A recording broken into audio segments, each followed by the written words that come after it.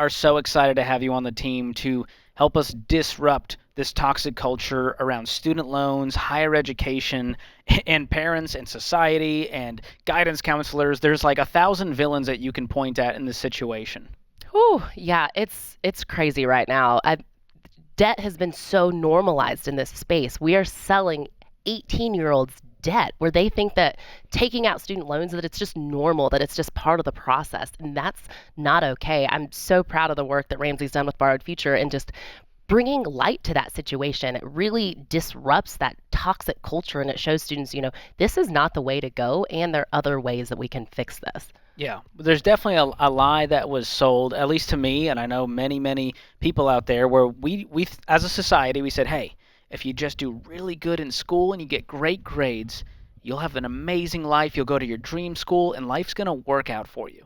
But unfortunately, as you realize, I wanted to go to the school, and I got in, and I thought, oh my gosh, I got approved to my dream school, and I got $0, Oh, and it was $200,000 for the 4 years for basically a film degree. And even not knowing Dave back then, I was like, this feels like a bad deal for me. I'm not doing this. So I ended up going to a state school. I was out of school for a year, went back to school, finished up, and still ended up with $36,000 in student loans. And I thought, well, I did better than 200 grand. that's the thing is I talk to students all the time who just kind of shrug off student loans like, yeah, it's no big deal. It's what everybody's doing. It's what all of my friends are doing. And it's important to highlight, like, it doesn't have to be that way. My story, I won $500,000 in scholarships. I was able to go to school debt free. My mom really lit a fire in me early. She basically said my freshman year, Christina, you're on your own for paying for college, so you need to figure out a strategy.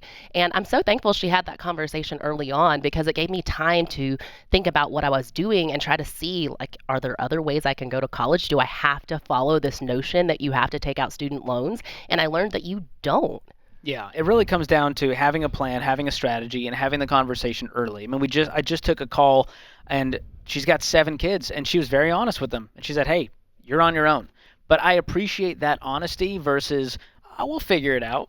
We'll Right. figure it out. And what figuring it out looks like is co-signing hundreds of thousands of dollars in loans, and then everyone's frustrated. It's Absolutely. not a solution. Yeah, it's a tough pill to swallow, to tell your kids, we can't afford college. It's hard. When my mom told me freshman year of high school, I was like, why are you telling me this? I am a freshman. What can I do about it? But at the same time, I knew she was just trying to be real with me. My dad, he passed away when I was 7 from cancer, and my family struggled financially. So even though it was tough, like, I'm thankful she had the courage to have that conversation because it needs to happen. That conversation doesn't need to be had with somebody selling your student loans. Oh, yeah. It needs to happen with parents. Yeah, well, we have a high school curriculum out there through our Ramsey education team, and I got the pleasure of hosting it, and it was so eye-opening as I sat down with high schoolers, and I was asking them basic questions. Where do you want to go to school? What do you want to do? How much do you think that'll pay? How much will that school cost?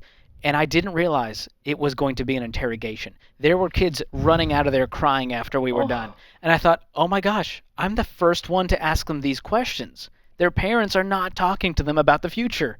They're just going, la, la, la, la, I have shame and guilt and baggage from my own financial past, and we're just not going to talk about money because that's the healthy way to handle our families. And having that conversation, as much as it might be painful, man, it's so freeing in your situation where you went, okay, at least I know what I need to do now. right, exactly. A lot of kids don't have that wisdom and insight early on, even just career wise. A lot of students think, I have to go to the fancy school if I'm going to be successful. Like, I have to go to a name brand school, and a lot of those schools cost $70,000.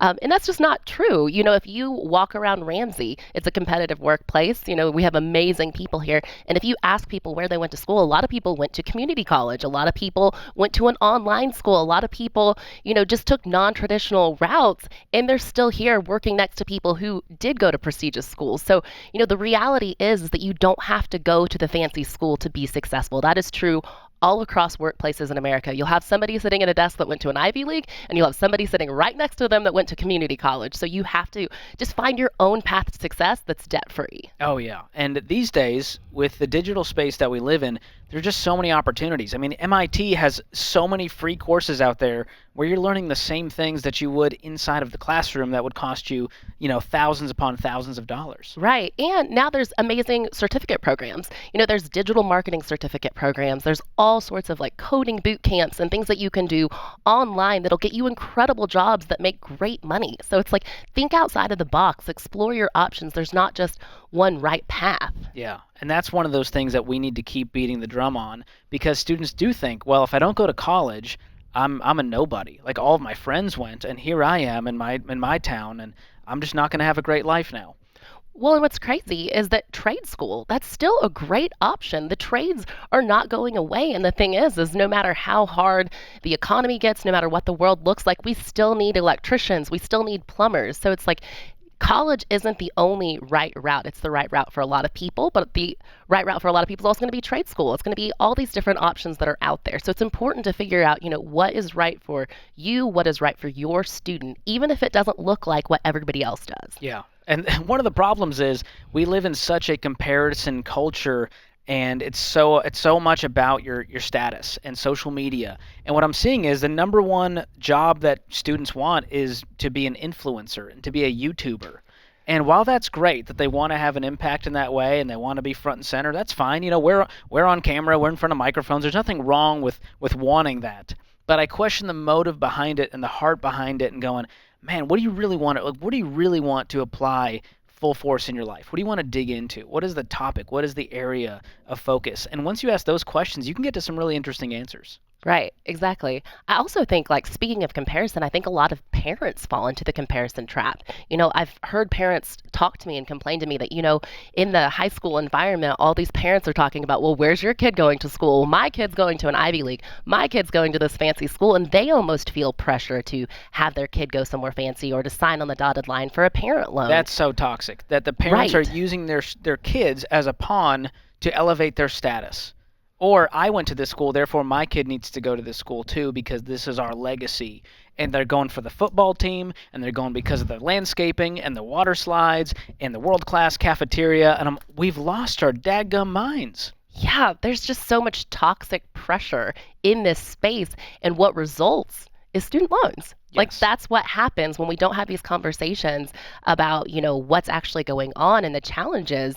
People just end up getting kind of roped in to that trap. Yeah. So what can parents do? If you're a parent listening out there and you're going, all right, Christina, I haven't saved for my kid's college. I got to have this conversation saying I can't do this. I can't cash flow it for you. What would you say to that parent?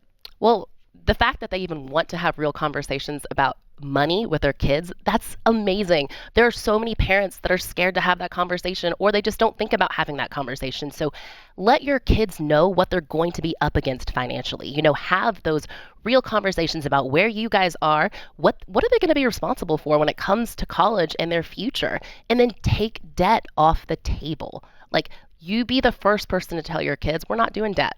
Like, we're going to go a different direction. Like, that's not what we're doing. And then help them cast a vision for their life. I think a lot of kids, they leave high school and they don't really know what they want to do. So they're vulnerable when they're out there. But, help them cast a vision and connect the dots of like, what does it take to get there? They may not need a 4-year degree. They may not need a master's degree. They may need that trade certificate. There's so many different routes that just really lock arms with them and help them figure out what works for them. I love it. Christine Ellis, folks, one of our newest Ramsey personalities focused on this toxic student loan crisis. You can see her in our Borrowed Future documentary. You can stream that on Apple TV, Google Play, Amazon, you name it. Christina, so awesome having you on the team. Thanks for having me. I'm so thrilled to be here. This is The Ramsey Show.